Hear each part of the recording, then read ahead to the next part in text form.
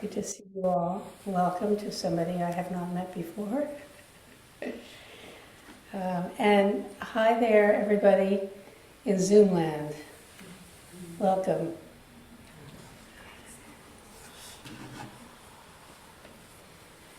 You know that line that we just chanted,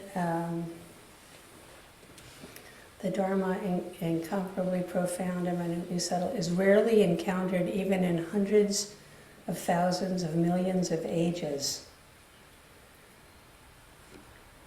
For the longest time I thought that meant good luck to me. I'm not gonna figure this out, but there's something about it that I just want to keep at. So, but actually, it's really getting at, I think, how we can really misunderstand the intention of this practice. And so much of the language that has been used to teach it is kind of exaggerated in a way to emphasize the preciousness of this shift in the way we perceive things. But it's the shift in how we perceive the ordinary life that we all live and continue to live. It's all right here. There are a number of accounts of the Buddha's awakening, and one of them I came across recently in the Samyutta Nikaya, which is it's a volume of the Pali Canon. There are like 5 or 6 volumes that have been translated, and these are the connected discourses of the Buddha. And he talks about how his decision to figure things out came because he had questions that he could no longer ignore. You know, always here he saw people who were old, who were infirmed, who were dead, and who were ordained. That's one description, that's one image. But the other is these things that he couldn't ignore. So one of the things that he knew was that life is delightful at times. There are delights in times. So how do we account for the delight? How do we account for the tragedy of life? And how do we account for the possibility of emancipation? How do all those things relate to each other? And we're always saying, you know, why do good things happen to bad people and bad things happen to good people? As though there are good and bad people. But, you know, there are things that just don't line up. If we live an ethical life, why do things really go bad for us? People who are cheating all over the place and lying and stealing and killing are like on the top of the world, right? How do we account for that? What's that about?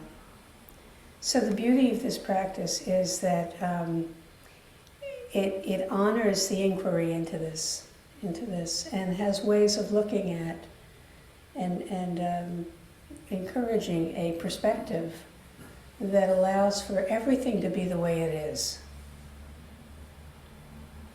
And for that to have the deepest meaning, therein lies the deepest meaning. So, how do we account for the delight in life?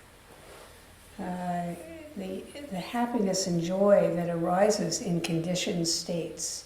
So one of the things that in the teachings is always about the conditioned states. And what's true of conditioned states, of how anything that we're experiencing at any moment, in any circumstance, will change. Anything that is conditioned changes.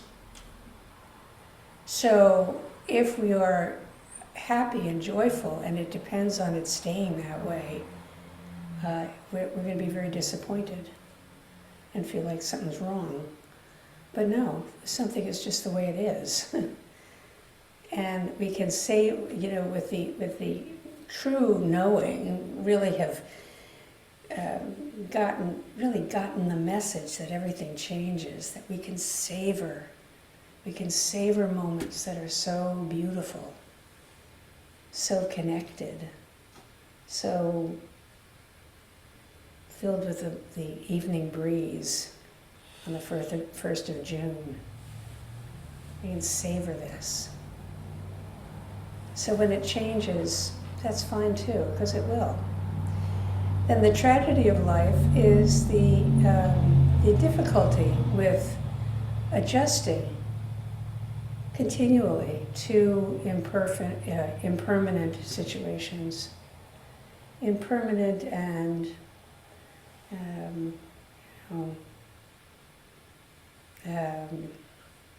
difficult. How do we adjust to that? If we say it's a tragedy because things are difficult, we deepen the suffering that we have. If we know that, the First Noble Truth, the truth of difficulty, it is the characteristic of all life, that there are difficulties, that we are going to not like things that happen to us. That's just true. That's not going to go away when we've become enlightened. We still can expect that there are a lot of things we don't like, but that's just the way it is. Oh, I really don't like this. Okay, is there anything I can do about it? Well, maybe not. But we don't take it another step and deal with it as though there's some problem, there's something wrong. We learn from it. And then what is the emancipation that is available? And the Buddha very simply noticed and told us and passed along that emancipation comes when we no longer cling. We no longer cling to ideas, expectations, self-identities of various sorts, whatever. We no longer cling to them. Things change. My idea about what we were going to do as a group, it's changed so much and will continue to. It just keeps changing. So we inherit this wonderful koan of our life, which is not going to be solved. It's going to be lived into. And that's what we say koan work is all about, is living into them. We don't solve koans. We live into them. We recognize, there are 600, 800 koans, something like that. Those are questions about different states of mind and mistaken notions that we all come to in our life as human beings. And then we study a koan to help us become aware of ways that we've made a mistake in how we've understood something. And one of the ways we do is we separate into opposites constantly. Our life is way complex. There's so much to everything. So little of it do we know. So much of it lies outside of our knowing. So we come to this miraculous practice. You may notice I always give the same Dharma talk, so here's my usual Dharma talk. I'm continuing. And it has 3 legs, the 3 legs of practice. And the first is meditation. Zazen is what we call our meditation. It's different from there are a lot of different kinds of meditation. Zazen is the meditation of sitting and breathing, being a body sitting and breathing. There's no expectation, there's no particular thing to accomplish. There are approaches, and that's what we teach. So if I say, okay, my practice is following my breath, I don't get upset when I forget to follow my breath. I just come back to it. That's what we mean when we say any kind of focal practice helps us become much, much more concentrated in this moment, which means that really alive right here. And when we practice that every day, then we notice when we're out and about how the mind is all over the place, and I'm not really alive right here. I'm 20 years in the future, or 40 years in the past, or filled with regret, or loneliness, or fantasy. That too. That's part of the way that the mind is constructed. It's an incredible part of our minds. We can take pleasure in all of the different content of mind. So this practice, so to really, really get what the intention is of the practice is so important. Otherwise we begin to fault ourselves for this miraculous field of consciousness that we spend our life in. You think, oh, I'm such a bad something or other because I can't always just breathe. Well, that's right. I mean, we do always breathe. Hopefully, until we don't any longer. But there's so much to appreciate. And, we've talked recently quite a bit about how when we're sitting zazen, we really expend a little bit more effort to stay right here, to stay in the simplicity of the breath, or listening to sound, to stay put. But when we're not meditating, and that's most of the time, the way we continue our continuous practice is we appreciate every aspect, every moment, every variety that we live. How many things have you lived today?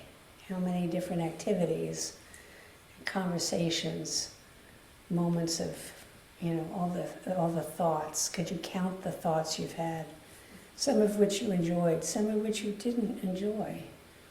Some of which left you feeling full and warm, and some of you left you feeling anxious and kind of empty.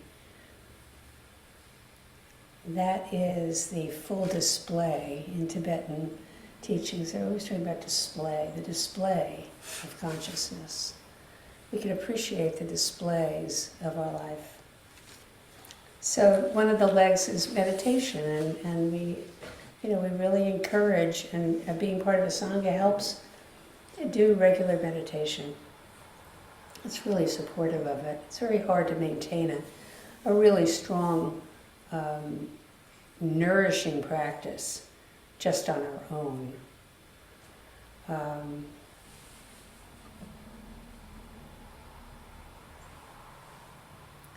So in this practice, in meditation, we really learn how to stop and take a closer look, which sounds really simple, but it's really easy in a life lived in this society to not do that. And, mostly when people come here, they say, I can't believe what a relief it is. Even though my mind was all over the place, it was just a relief to be here where I didn't have to do anything but just be here. So that's very, very nourishing. So and we start to notice all kinds of things that we never noticed before when we do it. So what are some of the first things you've noticed when you started to meditate? when you started to do Zazen? What did you notice? Yeah? I remember the first couple of retreats I went to, like a week-long retreat. I was really angry for the first couple of days. And then by the third day, say, it's like, why am I so angry? Not that there was any reason. It's just like, and I didn't have any target for my anger. And there it was. And I noticed it. There it was. So that's in a retreat. How about just the first time you ever sat down on the cushion? You said. What you said? We have several people. Okay, first, 10K. Yeah, I remember back, it's been like 2010 or 2011. I went to, I'd never meditated before, and I went with a friend to a Tibetan Buddhist temple in Seattle, and it was just a half-hour sit, and I walked in, and I've been carrying the same familiar tension that had been with me for years and years and years. And when we walked out, it was like,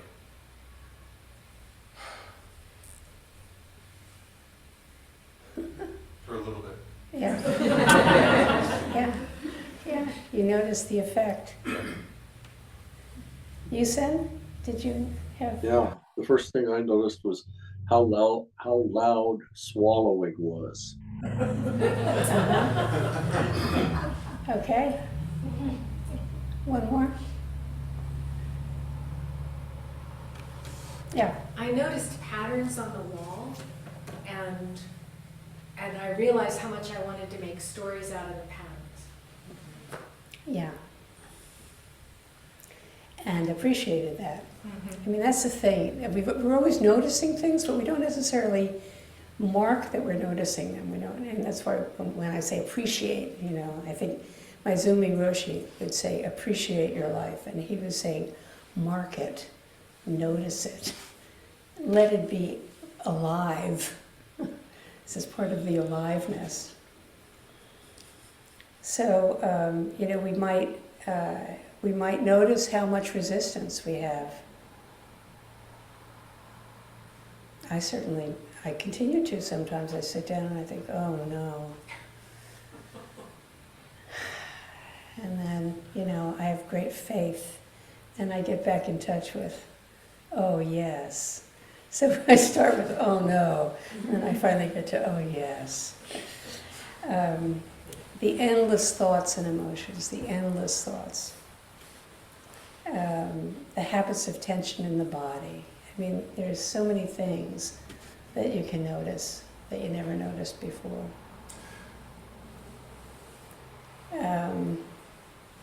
So we keep doing this over time, because this is a way of life. It's not just something we do once. And we develop stability of focus, whether we recognize it or not, because sometimes we are more stably focused than other times. But the trend over time is to become much more able to focus. So like if you're waiting at an appointment, you're just sitting there, you can take advantage of that and just be present. Whereas before it would be embarrassing, it would be, I can't stand it, I need something to do, or, you know, I mean, there'd be some kind of reactivity that would be set up. But now, after a while, you're so used to being, like, when I was getting my cataracts removed, afterwards they said, you stayed so still. So I could say, Zen practice. And part of it is too, you just don't freak out about your own experience anymore. You know, it's just whatever it is. So things tend to go better. We develop a wholesome habit. We develop the habit of being willing to tolerate our own inner mind stream, whatever it is. we can tolerate being at loose ends and not knowing what we're doing. His sense of not knowing becomes acceptable. It's acceptable not to know. It's kind of interesting not to know. It's kind of a relief not to have to know. All of these things come forward out of this practice. So we begin to notice our reactivity. So what are the things that prompt your reactivity? So, we all know we can be reactive, but it becomes ever more evident, I think, when you have an ongoing Zen practice. You really become aware of how reactive in speech, reactive physically, and reactive in your thoughts. So what are some of the things that what prompts your own reactivity? What's one thing that you're reactive to? Yeah. But, if somebody speaks sharply to me, Uh-huh.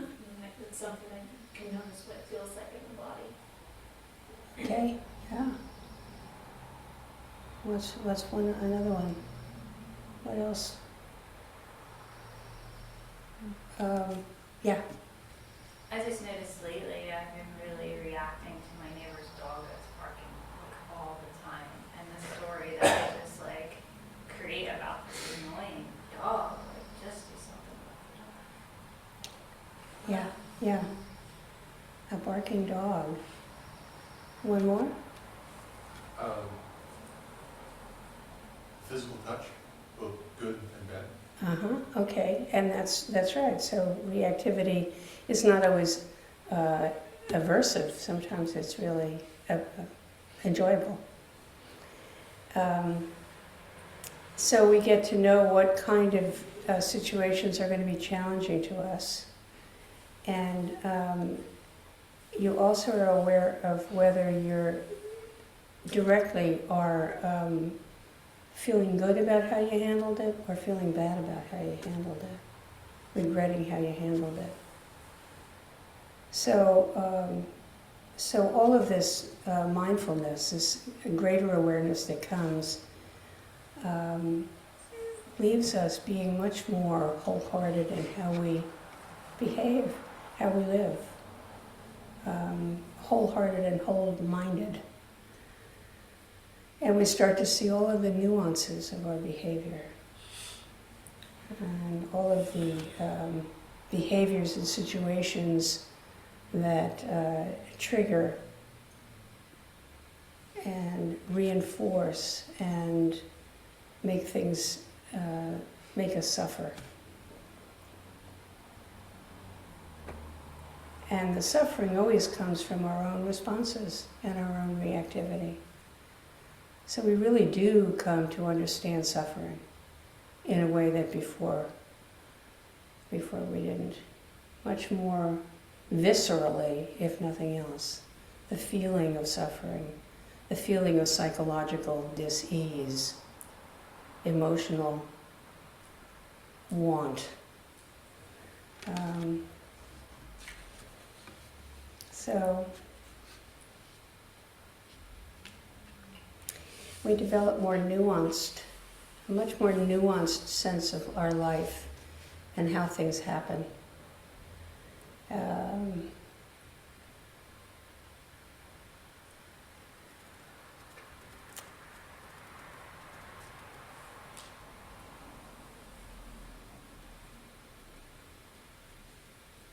So I'm thinking now of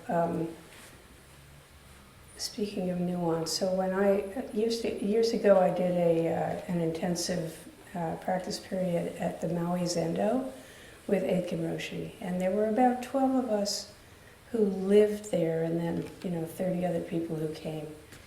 And there was a cat named Muku, and we would eat out on the lanai, sitting on the floor of a low table, and Muku would come at every meal and rub up against us. And Muku was filled with cancer and smelled terrible. And it was so awful and sad, and and so at the Sangha meetings I would say, we need to put Muku down. I mean, he's really suffering. And they'd say, oh no, we respect all life, we care for all life.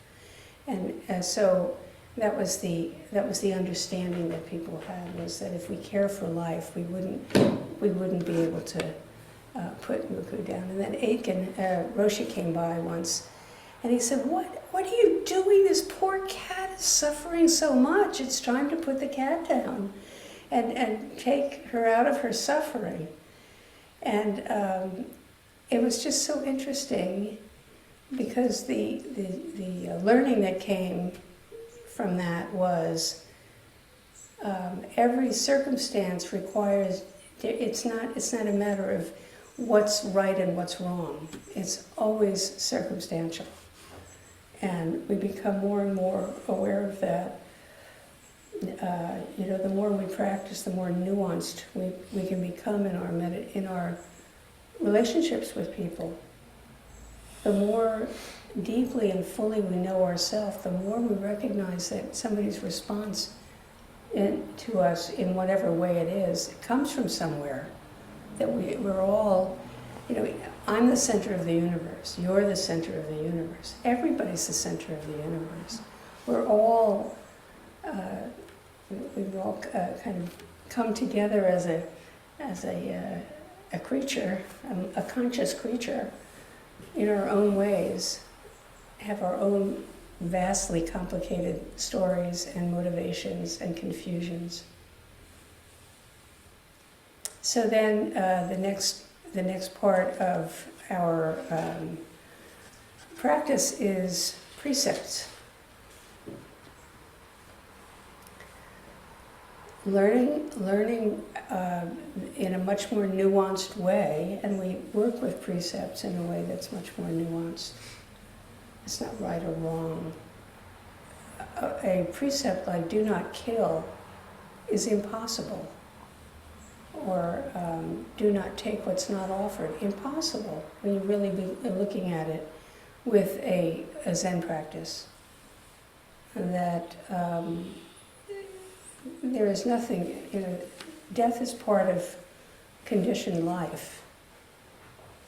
And so we really look into much more fully how we approach our own death, the death of those who we love, and another part of that is aging. Really changes our view as we become much more aware that death is always happening in our bodies. It's a long process. We're all dying. That it's not necessarily a sad thing. There's no particular quality of feeling attached to any particular state. It all comes together through various conditions with our habits and our awareness. I think I just got caught in a little cul-de-sac here. So when we talk about impermanence, that we can become so much more attuned to in everything, we're talking about emptiness, the emptiness of self, which we hear that word all the time. The emptiness is a teaching in Buddhism. What is emptiness? And to dwell in emptiness, which is where the direction we're heading as our practices ripen, when things are really open. Things are nuanced and open, uncertain, temporary, at times quite magical. To dwell in emptiness means to inhabit fully the embodied space of one's sensory experience, but in a way that is no longer determined by one's habitual reactivity. So to dwell in such emptiness doesn't mean that we'll no longer suffer. As long as we have a body and senses, we're prone to the anxiety that comes with being conscious and made of material that is not permanent, that passes away. That was true. We think that this practice will protect us from anxiety, from the experience of growing old and losing one's capacity, memory for words, for all kinds of losses come about. The mind really becomes different. I remember my mother saying when she was in her 90s, we were talking about Dharma or something, and I said something, and she was telling me what it was like for her, and I said, she's saying, it's really different, when you get to be 90. And I said, well, I know, because I'm a meditator, I know, it's really... She said, no, it really is different. And now I'm starting to understand what she's talking about. This quality of mind continues to change, It's one of the joys of being in a Sangha with people of a lot of different ages, because the conditions of your life, the challenges of your life are specific to your age and stage of life. And it's wonderful to be able to appreciate from a different vantage point, for younger people to be around older people who are reasonably intact, and for older people to be around younger people who are really doing the work, paying attention, intending to be whole and complete, and loving and responsible, rather than led around by reactivity. It's very meaningful and very wonderful to be in Sangha. Anyway, so this emptiness is not a truth to be understood correctly, to dispel ignorance and therefore become enlightened. The point is not to understand emptiness, but to dwell in it. The point is not necessarily to come to some terrific way of talking about life, but to be able to be fully alive and engaged with it. And whatever it is, however it is, as it keeps changing, as it keeps falling apart and coming together, and falling apart and coming together. Often, I think it was Dogen Zenji who said, I'm not sure, he said, my life was one continuous mistake. And it's true. I know it's true. And it's okay. It's lovely to be able to laugh about it, but it's also true when you're running goof. So anyway, I wanted to end up here because I wanted to make a plug for Sesshin, which is coming up in a few weeks. And the title is Cultivating the Empty Field, the Silent Illumination of Zen Master Hongzhi. And Hongzhi is also, he's part of our lineage. In the lineage chant, he's Xiangcheng Zhengui, however that's pronounced.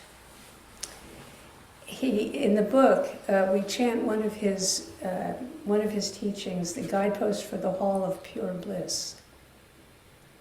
And the teaching is all about the non-dual nature of our life. The way that we come to when we're sitting zazen and we are just fully it.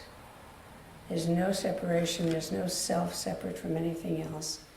So this sesshin is going to be, Jogan is very articulate about Dharma and very,